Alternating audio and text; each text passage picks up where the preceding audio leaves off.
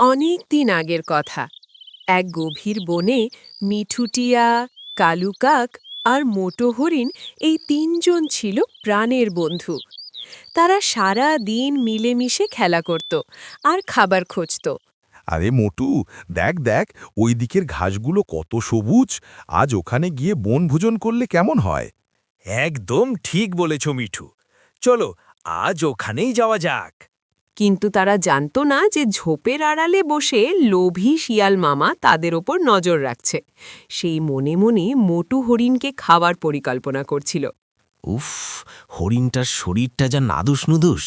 আজ যদি ওকে ফাঁদে ফেলতে পারি তবে 1 সপ্তাহ আর খাবার খুঁজতে হবে না। দাঁড়াও, একটা বুদ্ধি বের করি। পরদিন সকালে মোটু একা ঘাস খাচ্ছে। হঠাৎ সে একটি জালে আটকে যায়। বাঁচাও, বাঁচাও, কেউ কি আছো? আমি জালে আটকে গেছি। কেউ আসবে না মোটু ভাই, আজ আমি তোমাকে আয়েশ করে খাবো। তবে এখন নয়, একটু রাত হোক, তারপর ভোজ হবে। কালু, ভয় পেও না বন্ধু, আমরা এসে গেছি।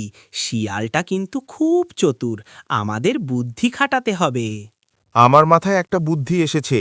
শিয়াল যখন ফিরবে, মোটু তুমি একদম মরা প্রাণীর মতো শুয়ে থাকবে, আর কালু তুমি ওর চোখের ওপর বসে ঠোকরানোর ভান করবে। শিয়াল ভাববে তুমি মরা হরিণ খাচ্ছ। শিয়াল ভাবল হরিণটি মরে গেছে।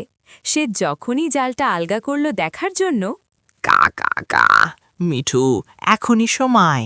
মিঠু ভাই, পালাও, দৌড় দাও। ধ্যাত, আমার খাবারটা হাতছাড়া হয়ে গেল। ওই পিচ্চি পাখিগুলোর বুদ্ধির কাছে আমি হেরে গেলাম। শিয়াল মামা লজ্জিত হয়ে পালিয়ে গেল। আর মোটু, কালু ও মিঠু বুঝতে পারল যে বিপদে বন্ধুরা মিলেমিশে কাজ করলে যে কোনো বড় বাধা দূর করা সম্ভব। ধন্যবাদ বন্ধুদের, আজ তোমাদের জন্যেই আমি বেঁচে গেলাম। আমরা বন্ধু তো এই জন্যেই, একতাই বল।